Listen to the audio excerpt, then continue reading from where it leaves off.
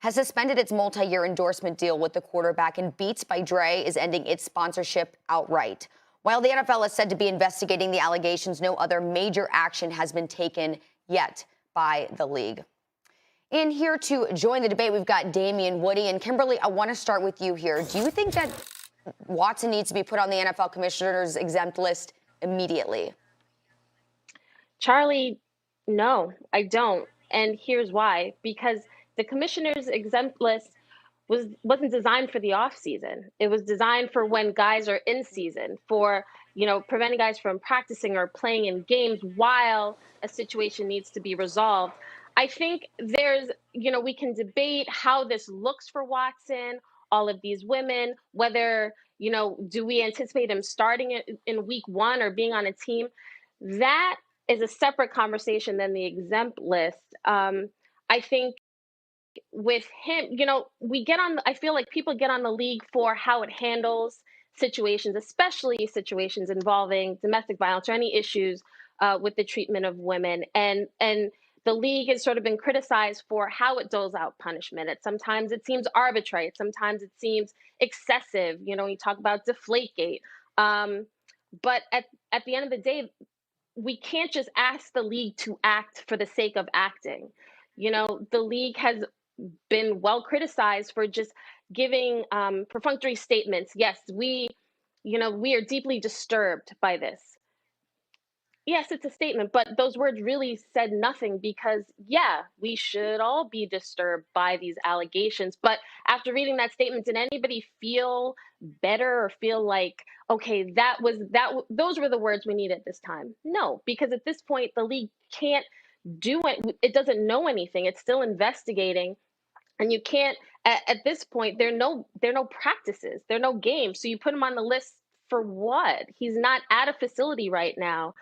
So I think that the league adding him to the commissioner's exempt list would just be another step that makes the league look like, oh, it's just doing something to do something. And that's not what's needed right now. As the situation plays out, if this escalates, if more women come forward, if criminal charges are brought against him, then the league can actually do something. But this gray, murky area where no one really knows anything, that's a difficult spot for the league to be in. Listen, I agree with Kimberly here. I think it would be a totally different situation, and Kimberly touched upon it, if we were in training camp, where now, the NFL is really preparing for the season, or even at the beginning of the regular season. Then I think that's what the commissioner's exempt list is for, to kind of put this guy, in a position where he's, where the NFL can continue to evaluate the situation and kind of make this guy disappear from being a distraction, not only to the organization, but for the rest of the league at that time. We're in the off season where, we haven't even hit the NFL drafts yet. So I think there's plenty of time for the league to continue its investigation into these allegations against Deshaun Watson. Obviously, the team is doing it.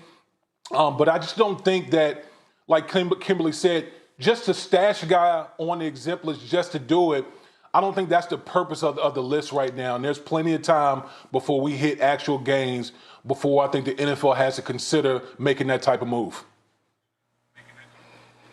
Well, I think the purpose of the list is really interesting, hearing both you, Woody, and Kimberly's perspective on it. But based on the past few days, I just think overall, as a woman watching what has happened and following it, I know, Kimberly, you're a reporter, and when it started, it was tough to digest. And then now, totaling up to 22 civil lawsuits, it's hard for us to fathom these things. And then now, yesterday or the day before, we've seen some of the victims, and to put a face, to put feelings and emotions to those names that we have been reporting, it's an emotional process for all of us as fans of the sport. This is really tough to process. And again, we'd be remiss to not say, as women here in the sports world, we stand by women that bravely tell their stories, knowing that that is truly the most difficult thing to do. But we also know that there is due process of law and that Deshaun Watson will probably have his opportunity because it's been kind of radio silence since, his lawyers and his representatives have said, hey, like this is not what it seems to be. Well, that's why the law steps in to handle that process. The legal process plays out. And it's really interesting to see also yesterday that Nike has, quote, suspended his contract, while Beats has terminated his endorsement contract. And in unprecedented situations like this, I think that's where the public pressure to do something, even if it is putting him on the commissioner's exempt list, while it is, not necessarily its purpose, I think as time goes on, because this is a lengthy process that's being reported on, and just knowing the legal process, it's going to be hard to sort of quell that public angst.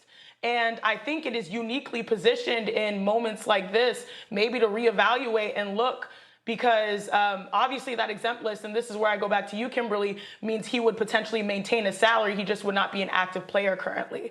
And so based on the gravity of the women's claims, by removing him temporarily from the Texans, it seems like a lot of people are bringing up the commissioner's exempt list to sort of be that vehicle to address the gravity, but also know that it gives due process a chance to play out as well. Yeah, the interesting thing about this is, the sponsorship deals. What's different about the sponsorship deals?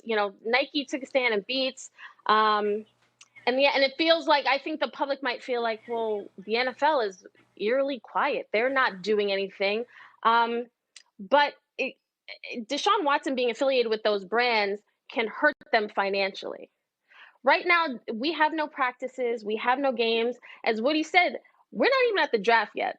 So Deshaun Watson is hidden from you. He's not, when it comes time for criminal charges, if it comes to that, because guys, like nothing's been proven or unproven to this point. So let's be very clear about that. But when it comes to an issue of financial dollars and your affiliation to a particular athlete, that it makes sense that sponsors would pull out, because you can sell headphones at any time, right?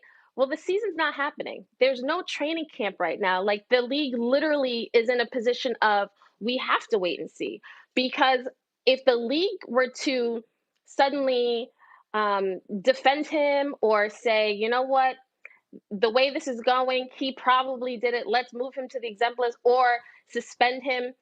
Like, we haven't even gotten far in this process, even though it feels like every single day there's another lawsuit or finally we have a woman speaking publicly and detailing the emotional toll it took on her.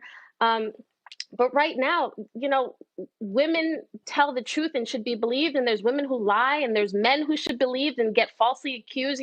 This is a very murky situation, and you have to be really, really careful when you want people to start acting when we don't have enough information. Yeah.